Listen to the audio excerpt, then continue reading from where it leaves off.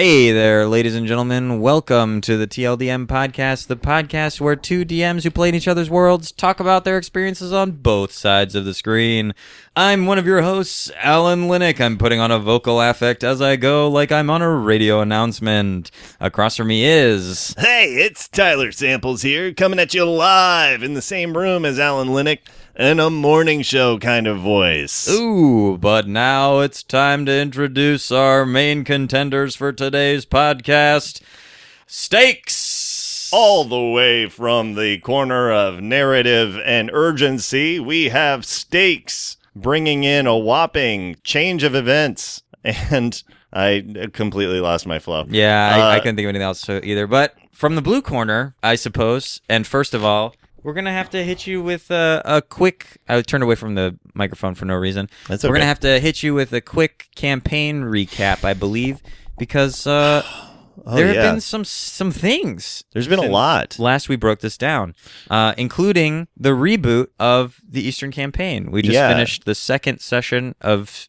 Campaign 2 today. The Great Train Escape. Yeah. Well, the Great Train Trip. The Great Camp Train. Yeah, we'll continue to work. Alan, do you want to take it away and tell us about the Eastern Campaign now? Yeah, so the goal for rebooting the Eastern Campaign from the DM standpoint was, now that I've gotten to play with this group and run for a little while, and, pretty much everyone, with the exception of Tyler, is very new or actually new to D&D and RPGs at large.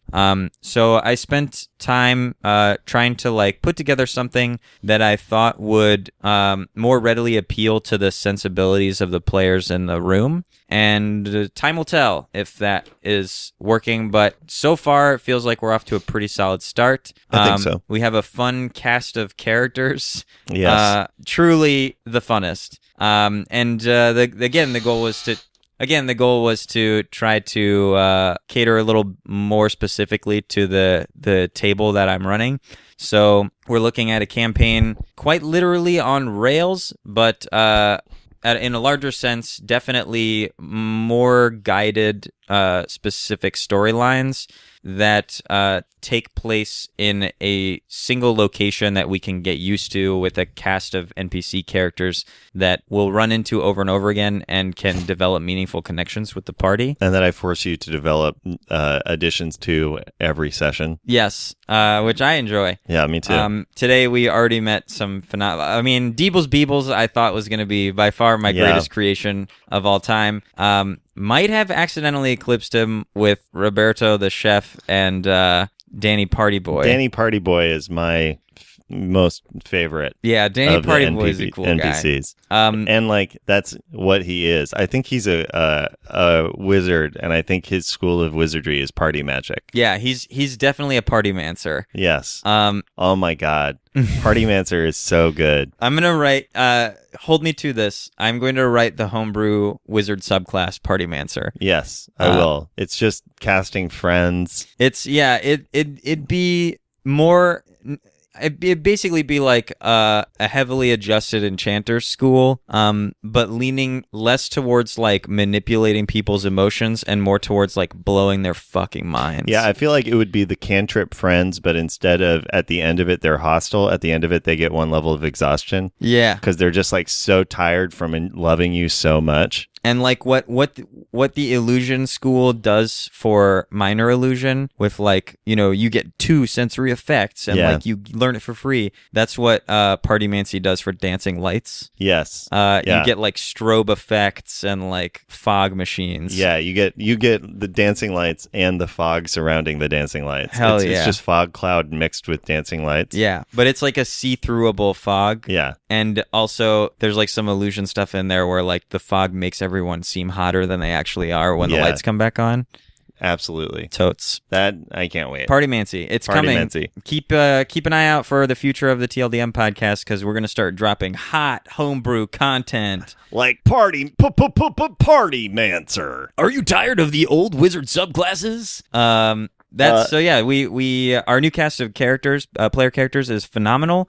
We're looking at Barf Vada, the bear ranger, a literal bear, a little Goldilocks style girl who got polymorphed into a bear and then just stuck with it. Yeah, her backstory we found out today is literally that she used to break into bears like houses and stuff. She was literally Goldilocks. So she broke one of the houses she broke into was a bear's house, and she slept in the beds and sat in the chairs. But the porridge turned her into a bear. Which what I love about that is either bears eat porridge that makes them keep their bear shape, or it was a regular house that somebody tricked her into thinking was a bear house. So they could teach her a weird long-term lesson. Yeah, very Grimm's fairy tale.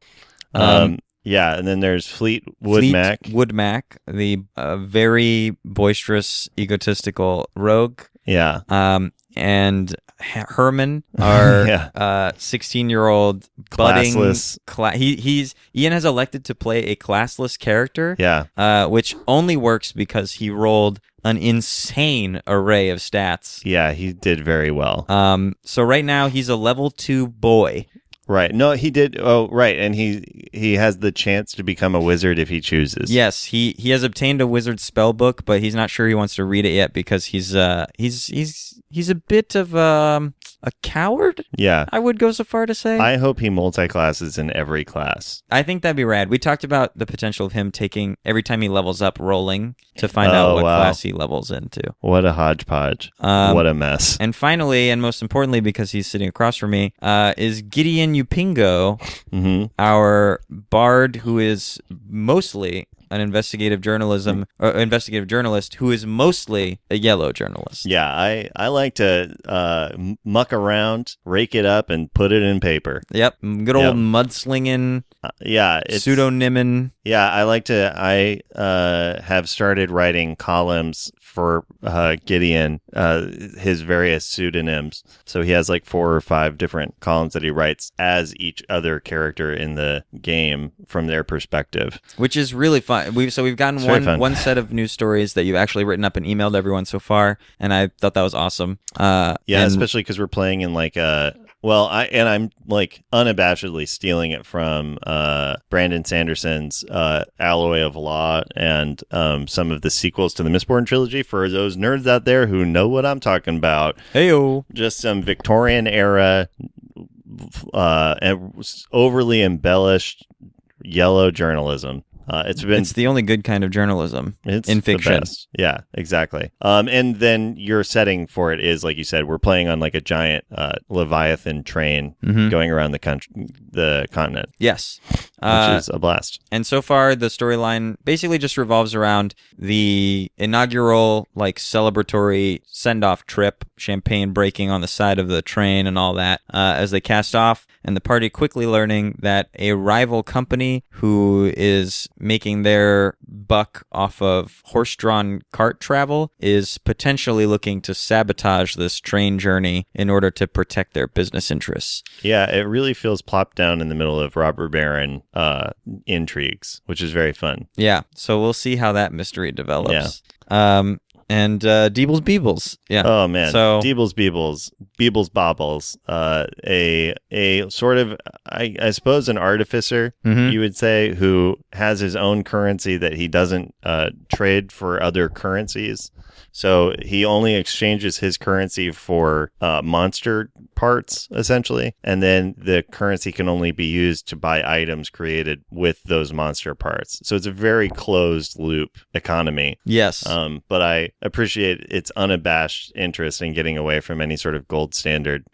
Yeah, I think, and the main reason I did that was I wanted to find a way to award, like, we're talking like behind the screen meta reasoning. And we always are. And we love doing that. The reason I chose to go with that route, which I unabashedly ripped from Legend of Zelda Breath of the Wild, there's a character who does something similar. But the reason I ended up choosing that kind of closed-looped currency situation is I think I wanted to find a way to allow the party to go after magic items that or generally items that were interesting to them, but that I found a lot of the stuff that I gave out in our first campaign, people like just collected and didn't use or kind of forgot about. And I wanted to create a scenario wherein like it was tied to a character or tied to the ability to like pick and choose or like save for something, like save up and like get something that you've had your eye on or something like that, which would hopefully make it incentivize people into like picking specific things or using things to ends. I have a suggestion also with it that I think could be fun, especially with some of our newer players. Because I think I like Adventure Zone, their first season of stuff, they had a similar thing of not a similar thing, but like also the idea with like the like lottery or whatever, and stuff, where you can buy items and stuff, which I think is like a fun way to do it, where it's just the DM is like, here's 4 things, pick between them. You have enough things to be able to buy 2, so you pick and you do it, whatever. And like what was fun with that wasn't the items, it was the items people would send in, so there was always specifics. And so I think since like I'm probably the only person who knows offhand what kind of magic items exist, because I've DM'd and played before, I think one thing that might be fun is if it is like we killed a mimic in the first session, and so we gave it, and you and I afterwards kind of talked a little bit about like what kind of item he would be able to make with the mimic, and we were talking in DMG terms of like I think you called it like the cloak of glamour was a thing that could be made, and I was like, ooh, that would be fun. Or like a hat of disguise or things like that. But what I just realized talking through it is it might be fun to have to say to the players who present you with the monster items of like, what about that monster thing intrigued you and like would be fun to be able to do, and then you just homebrew an item that kind of mechanically constrains and stuff, because then I think that's always fun when it's essentially like and because it feels like a cool magic trick as a player when you kind of describe something like, I want to be able to like whip people and like hold them with the whip and stuff, and then the DM leaves and the next week comes back and like, here's this thing, here's how it works, when you do this you roll this, and like describes it, and it's like, oh holy shit, this thing I made up I can actually play with. It's not just like a hand wave thing, there's like crunchy mechanics to it that that I'm responsible for. Kind of like when you made the ball, the social rules for the ball that we had, of like, oh cool, this isn't just like a persuasion roll and that's it. There are specific rules that Alan made that catered to this. I think that could be a fun way to not have to like do the thing that is the least fun part of magic item procurement, which is, here, look at the DMG, pick what you want and then buy it, which is the thing that I will often do with players. And I'm always like, this isn't fun for anybody, because just having you look at a list, you get to buy stuff, but it doesn't feel specific to the universe at all, because it's just like a collection of generic mechanically interesting, like they're mechanically interesting but they don't have any like world basis. Even simple things where it's just like you give a specific name to it is really cool. So I'm very excited for Beebles Bobbles. I am too, and I think the thing that interests me about that is that those kinds of conversations are ones that a character like Beebles could have in game. Exactly. Like, what would you expect me to make out of this? And then like making the thing. And it can be like, I don't know, I'd love a tent that blends in with the background. Easy. Can do. And then it also allows people to say like, I want a shield that protects me from everything. And like, great, I made you a potion of invulnerability. You can use it once, but it'll basically do that. So you get to like limit it in a way that, and then I can slap a price tag of, dare I say, 100 Beeble coins onto it. What? We only have 25 Beeble coins. I know. Looks like you're going to have to carve up more monster guts. That's what I'm also excited for, is doing that. And meanwhile, in the Western campaign, I'll just cover things there pretty briefly. We had one of our characters is gone. He ascended to godhood and disappeared. We played Heist for our character Rev, played by Matt, and at the end of it, he had been kind of very intent on some low grade artifact items that I have been sort of placing in our campaign from the very start of our campaign.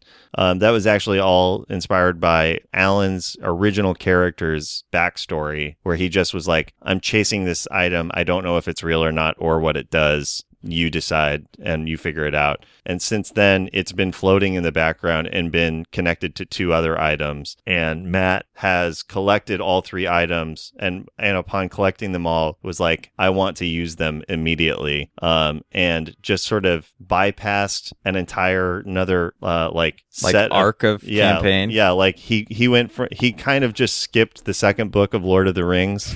And went to the end. Yeah, he did that thing that everyone always asks about, like, why didn't the Eagles carry the... Right, exactly. Where he was like, no, I'm going to do this the easy way. And there was absolutely no reason why it shouldn't have worked. So Tyler said yes. Yeah. And it felt so good. It was pretty cool. And then he went to go do a ton of world building lore that I had set up that was going to be an entire arc for everybody. But it was like, well, you did it, so we're just going to say you leave to go do that, and we're done with you as a character, because like you are now a demigod, but everybody else isn't with you. I don't feel like shooting back and forth every session between your one character and everybody else's character, nor do I want to make everybody else's character go with you, because none of them want to.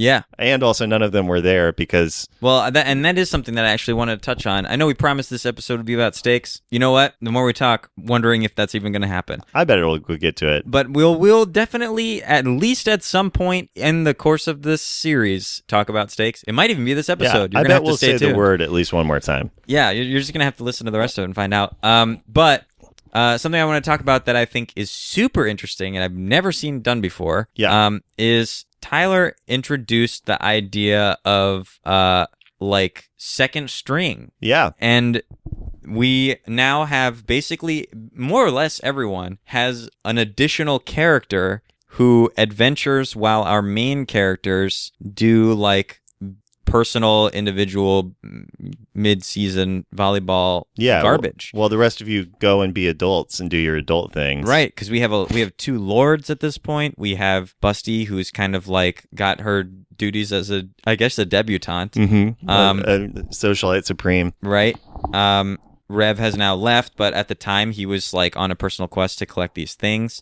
So Tyler has kind of allowed us to create this whole extra cast of characters who go adventuring and do plot-related stuff to fill in the gaps for things that our main characters perhaps wouldn't be around for or wouldn't be interested in or don't have any connection to, etc., which has been really fun and kind of interesting. Yeah, I'm glad that you said that because it was a thing. So essentially where it came from was I knew I had talked to Matt and I'd said, we've had these big long arcs for other characters and we really haven't done anything for your character. So I want to have 1 or 2 sessions that are kind of driven by you. And I was thinking about doing a heist. And he was like, yes, absolutely. That sounds fun. And so I kind of worked around that and then realized because we've had these castles that are geographically distant from each other that your character has become a lord of one, Jeff's character has become a lord of another, that there wasn't any reason. It didn't make sense. Like it was too shitty comic booky to construct a reason for you all to be where Rev was when he would have needed you. So it was like, well, yeah, they're lords. They'll stay where they're at. This is just essentially a side mission. So we'll just like make up other characters and have them play. Because I know Alan loves to make characters. So, I do. So and like Jeff, who is the other person that was going to play, also loves to just play stupid side characters. So it was like, cool, we'll just do that for this. But then as it's been going on, it has been like, because the other thing I did sort of on a whim that I enjoyed is they're half the level of our main characters. Our main characters are 10 and these are all 5. So it's almost like having the servants or like adventurers who are working on behalf of the main characters, but they have no actual connection to each other. And what it's ended up being is because of this geography distance, we now have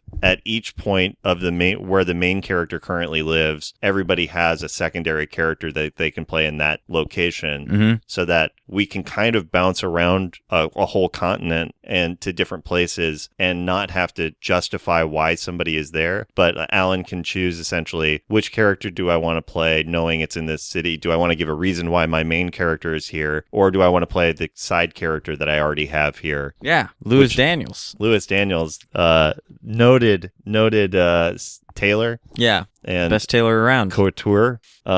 And that was really fun. And I think, like, because then we immediately then took those characters that were supposed to just be for a one-off and then went to another city to do a session for Busty that became a murder mystery that you guys mostly solved, but we still have to like clean up the ends of it. But yeah, I'm really excited for that idea, because the other idea was essentially like the other thing we could do is like it feels like there's two options what you can do at that point when you have really powerful characters who have concrete connections to the world that you've created around. Is you can either bullshit reasons why they all need to come, why they all stick together and ignore their responsibilities that they've set up other places, which is essentially a constantly heightening the stakes thing of like, well, now the country's in danger, now the continent's in danger, now the world's in danger, and that is only fun so long. The other option is to kind of time jump aggressively and just go to when they are together and then let them fill in the blanks, which is also fun, but also is a little bit of work for people. And then the third option is what we're currently doing, which is just being like, well, there's millions of people and there are plenty of interesting people we can play. It's way fun to not have to kill off a character before you introduce a new one and just have two characters to play with. So that's been very cool and fun. Yes. And we got to explore a high society fashion show that had a murder right in the middle of it. It was cool. And it's also nice because now we have, with that amount of PCs, we can create party composition that feels right to what people want. So like you have a dumb bruiser and a really smart manipulator. Whoa. I mean, Strad isn't dumb. Strad's not dumb. You know what we have? We have an action-oriented bruiser. Yeah, there we go. And he's impulsive, but he's not dumb. No. And we have sort of a manipulative, fastidious wait-and-seer that you can both play, and they have very different skill sets. Mm-hmm. Which is nice. Lewis is actually the first rogue that I've ever played. And how did you enjoy it? I'm enjoying it. Yeah. I think the trick to making rogue feel good is you don't have a lot of like class, obviously not a spellcasting class, but like you don't have a lot of like hyperactive class features. Yeah. So finding ways to like get your outrageous skill bonuses onto the table as often as possible is like where the fun is at, of like trying to set up things where I'm like, well, I can make this a sleight of hand check probably, and then fishing for it. Yeah. How do I justify a sleight of hand check here? Right. Yeah. Or like, well, I know I have expertise in like intimidation, so how can I like use my haughty high class thing to like try to be intimidating and hopefully get that roll, because rolling obscene numbers is what the fun of playing a rogue is. That's right. In both attacking and skill checking. So that's the fun thing about that. Whereas with Strad, I find the fun of that character because he's strength oriented. And if you're gonna play if the only reason to ever play a strength oriented character or like attacking character over a dex one, honestly, is to grab stuff and push it. Yeah. Like that's really just it. Unless you're playing where you're like really keeping track of like encumbrance rules and like how much you can carry and stuff like that, and you need a pack mule in the party. But other than that, like finding positioning and like figuring out how to grab people or like push them or shove them to the ground or push them into obstacles or like lift them over my head and toss them into things, like that's cool. That just feels good. It does. It's very fun. It's very WWE. Yeah. Alan, I have a question for you. Yeah, man. Have you ever put stakes into your game? Oh, are we talking about stakes? Yeah, I think so. I a little bird on my shoulder told me it was something we were going to talk about, and I just thought of a really easy segue to get to it, which was the one I just did. Yeah, what a clean question. Thank you. I have put stakes into my game, and I think there are aspects of the game that benefit greatly from stakes, And I think there are a couple of ways to raise stakes on adventuring or like session scenarios. Oh, really? I do. Name 3. I will. The first is consequences. Okay.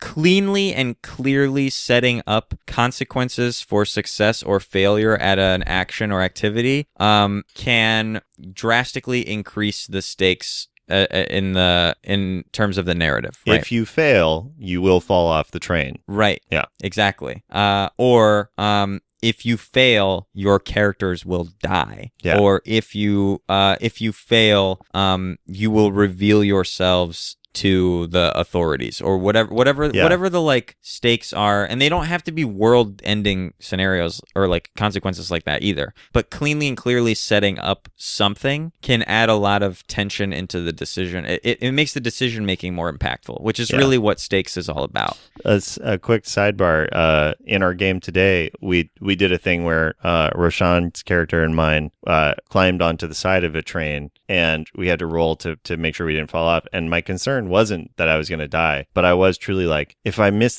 fuck up this roll, I'm going to fall off the train, and then I won't be able to be on the train anymore. Because the train will keep going, and that'll stink to have to be left behind and not be on this train. Because I was like, well, effectively, I'm out of the campaign if I fall off the train. High stakes. It's high stakes. So that's one. That's one. Number 2? Number 2 is time. Imposing time constraints, whether they're artificial or not, on your party while they're doing something is a great way to raise the stakes. Now, Alan, you only have 1 minute to talk about this time segment. Okay, so I will. now. Great. So in terms of time, there's 2 ways to do that, which is either that, or there's probably more than 2, but I'm running out of time, so I'm going to talk probably about only 2. The first one is to cleanly establish, like, in 10 minutes, your window will close to do XYZ. And that puts an onus on the party to, like, take action quickly and do it now, and it builds a sense of, like, tension and anticipation. The second is to offer multiple options, but limit the number of choices by time. So you can do this, or you can do this, or you can do that, but you only have time to do one of them. And then you're effectively creating a high-stakes scenario of, like, FOMO, where they're like, we need to now struggle quickly to figure out what the best option is and do it before we lose our chance at any of them. And that's time. You still have like 6 seconds. And I'll use it to sing it a little bit. Time. Rap. That was it. That was 1 minute. Good job. What's the third? The third one to add in terms of adding stakes. I feel like there is a third. So we have time. Yes. We have consequences. Yes. And I think the third to it, I think. And there's probably more than 3. I'm sure there's more than 3. I think the third would be realization, almost, if I could coin a term, which is just you create stakes by kind of retroactively recontextual, like giving new information that recontextualizes what's happened before. And so essentially stakes that are just the simple, like, I guess this is kind of a consequence, but it's not a physical consequence of like, if you do this, you'll die. But like, if you succeed at this, you'll find out who your father is, or things that, I guess, backstory consequences is like a third way to raise stakes, where it is kind of tying the other 2 in, but it is just short-circuiting directly to what the player feels about the character, as opposed to the story of the world. So to describe that another way, perhaps would you call this like narrative weight as a means of creating high stakes? Yes, where I think like so. You know, this what is happening right now will have like a definitive plot. You know what I would phrase it as is there's you have consequences, which we talked about before, and this would be implications. Implications is a great way to phrase that. Is and I think that is the coolest way to create stakes. It's also the most difficult because it almost always is inherently improvised. Yes. In my experience, it's almost always, as the DM, realizing something maybe about 30 seconds before the players do, and then quickly setting it up so that for them it's like, oh, holy shit. And it makes so much sense. Yeah, and you're like at the edge of your seat, kind of hanging on, being like, yes, that's right. And it's what I've been planning all along. We've done it. And those moments are like true, the moments of implication when character actions sort of reveal themselves to have had weight as you said, are like the best. Have you ever had a sort of tangentially related question? That's mostly curiosity. Have you ever had a moment where you're like something's happening and one of your players suddenly goes like, "Oh my God, I just figured out something," and then they say something, and you're like, "Wow, that is wild," and I was not thinking that at all, but it's way better than what I had planned. So yes. Yeah. Like where someone's like, "Holy shit, I just figured out why, King Bronson hasn't been here this whole time. He is the Gilded Shadow." And then you're like, "Yeah, that's the coolest." And everyone's like, "Oh my God, you're right. They've never been in the same room together." Yeah. And you're like leafing through your notes, and you're like, "I guess not. So fuck it." And you scratch out what you had written down. Yeah, that's the best, because it also is like, and really like what is most fun is if you can create windows for that without doing the work. Like if you can create it so you never bother to define for yourself who the Golden Shadow is, but you're not like trying to make it be King Bronson or anybody. You're just sort of like leaving it open, leaving clues, and then letting them put the clues together, and then working with it. And then the real fun thing is it, again, if you can stay a little bit more aware of your world building than them. So you're like, I never defined it. It is yes, it is King Bronson, but also he's been dead the whole time. Or like if you can add another little wrinkle onto it. So they're like, oh, it is King Bronson. And then you do one other little thing and they're like, oh, I didn't even, oh my God. Not only is it King Bronson, but ... Which is an interesting thing, just as another tangent. I don't know if you've ever heard Matt Stone and Trey Parker talk about writing, where they talk about the but then, however, for their narration or narrative plotting, which I think is just a useful thing for DMs to know of. Like, it's easy. It can get essentially what they talk about is with storytelling or writing narratives. It's easy to say like, and then this happens, and then this happens, and then this happens. But to make good stories, you should always have like, however, this happens, or like, but then this happens. Introduce things that kind of shift the plot away. Right. I'm trying to remember. That are causatively linked rather than chronologically linked. Right. It's not about what happens next. It's about what happens in response. Exactly. Yeah. How the world reacts to the thing that just happened. Yeah. And then how the world reacts to that reaction. So it's just it's a domino effect rather than like plot requirements. Right. Which is great. How do you find? Let me think of how to phrase this. With stakes, just introducing each of them. I mean, consequences is pretty easy because that's kind of the nature of what skill checks, and that's the nature of what rolling is. How do you effectively introduce time stakes?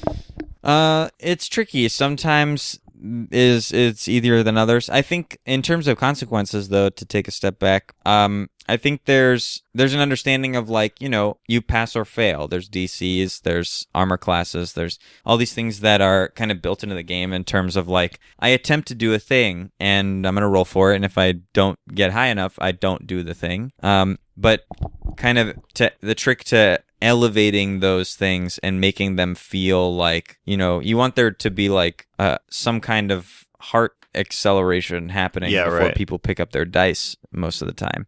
So finding ways to make things feel like this isn't a matter of like getting a high enough investigation score. Right. This is a matter of like something that I desperately need or want to happen right now is going to slip through my fingers if I fuck this up. Right.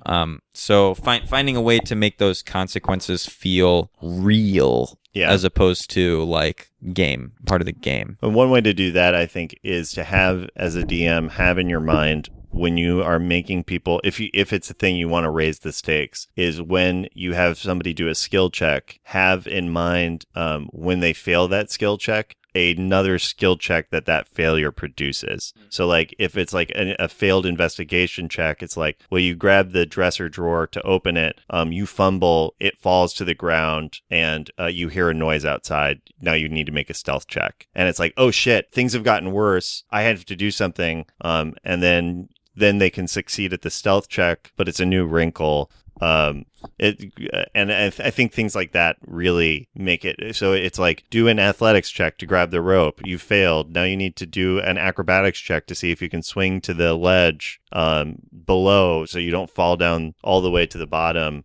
Like essentially kind of continually introducing something that they could potentially succeed at, but it still sets them back. Right. And that then at the end of it, it's sort of a whirlwind of like, holy shit, like everything almost went to shit. And I guess really it did, but I did succeed a little bit at the end. I stopped the failure. Right. It's like a very fun thing. Don't do it all the time, but it's a fun garnish. Yes, because it just feels different. There's a totally different feeling you get from like, you roll a 5 on perception and the DM's like, okay, carry on. Yeah. I guess you don't see the thing. But there's a difference between that, which is like, man, like that sucks. That feels bad. There's a difference between that and like, you got a 5 on your perception check. Great.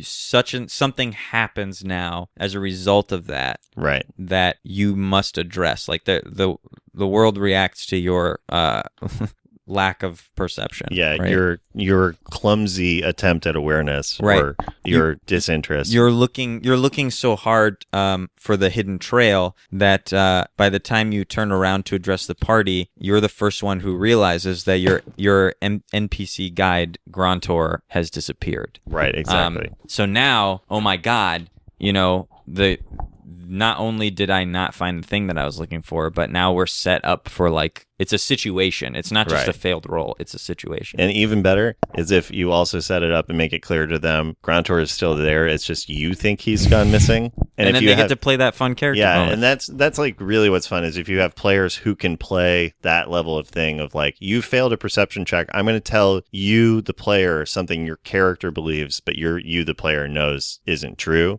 Jeff's awesome at that. Jeff's the best at it. He's so fun. I've never met anyone more excited to have his character look like an idiot. Jeff loves rolling ones more than anybody I've ever played with, and it's great. But so for time, I think like the example you showed me that got us talking about this before we started recording was a sort of natural puzzle that got heightened by some time stakes. Yes, that got introduced by players. Yeah, well, and that was pure luck that the players basically chose to approach the problem in a way that naturally created a time frame, in that they needed to access a room that was flooded with water. So to clear it, and they're in a place that's basically under a lake. So the ceiling in this room had collapsed. It was flooded, full of water, just a whole lake over top of it. So the cleric decides to cast Control Water, which is a 4th level spell. It lasts for 10 minutes. So they use the spell to force, basically, waterbender, force all of the water out of the room so they can search it. And they're confronted with this sort of locked, basically like a crack the safe style puzzle with a little twist on it.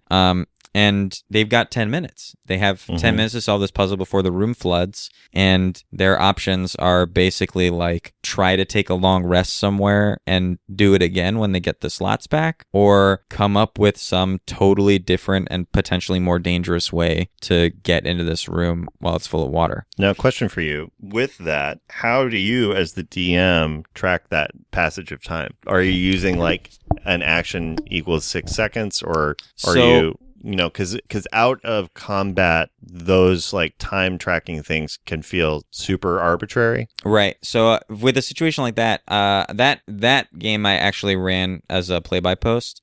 So I just sort of like kept a general track of how long I thought things were taking. Based on like your estimation of how long the action they described was? Yes. Yeah. But otherwise, in real life, I would put a timer down on the table. That's why I think having an egg timer is an essential part of every DM's toolkit. I would have just started probably a timer on my phone and put it on the table for everyone to see, and just let the bloodbath commence. People yelling over each other and trying to figure stuff out. Because honestly, I mean, first of all, that's high stakes, baby. Yeah. Which is going to be my catchphrase, I guess. Yeah, it is. That's high stakes, baby. You got a stake going. You got a stake? It's high. That's high stakes, baby. That's hot stakes. High stakes. Ooh. But that also, I think, simulates what the real experience would be like. Is like a group of 4 adventurers panicking, trying to solve a problem, which to me seems really interesting. And then, of course, it becomes the DM's job to help mediate who's taking actions and, if those things are happening concurrently or whatever. But that's the fun thing about D&D being a storytelling experience that's framed through game mechanics, is that you can play that like that's a game. That's a mini game within your session. So you can play it as a game. In the same way that Jenga is fun, but Dread is terrifying. Is an anxious woodblock experience. Yeah. Because the mini game has stakes. It has high stakes. Complete sidebar. I saw a game on Kickstarter that uses kind of the same mechanic as Dread, and I immediately thought of you and Chuck for it. It is a game. Is it Starcrossed? Yeah. Have you seen this game? I actually know the designer of that game. Yeah. It looks so for those listening, you should check it out on Kickstarter. Absolutely. It looks super fun. It is a game in which it's a 2-player game in which you are star-crossed lovers, and every time you get more emotionally vulnerable, you pull from the Jenga tower, and when it falls over, you consummate your relationship, I believe. Mm-hmm. But until it falls over, you're trying to not give in to the romantic impulses. Yeah, it's like a forbidden love style game. Ridiculous. It's great. Seems so fun and goofy. It's really lovely. And the designers behind it, I mean, like the team behind it could not be a better group of people. So I heavily recommend checking it out. Yeah. Yeah. Any last thoughts on stakes, Alan? Yeah. Have you ever had stakes go poorly? I think it is definitely possible to overstake. Stakes, like anything else, are a tool. You want to use them to help build tension and ultimately to release that tension. Right. If you just keep stacking and stacking and stacking and bigger and bigger and bigger, you end up in that Dragon Ball Z scenario where eventually you have to make your bad guys so powerful that there's just no frame of reference for like how strong anybody is anymore. Yeah. And everything is meaningless. So building tension is great. Adding stakes is great. You have to allow those arcs to close and then start building again. So I think it's just a careful dance of not overusing things. I think it's also acknowledging the minimum of 3 different ways of creating stakes and interplaying them freely. Of like, you can't use time stakes all the time.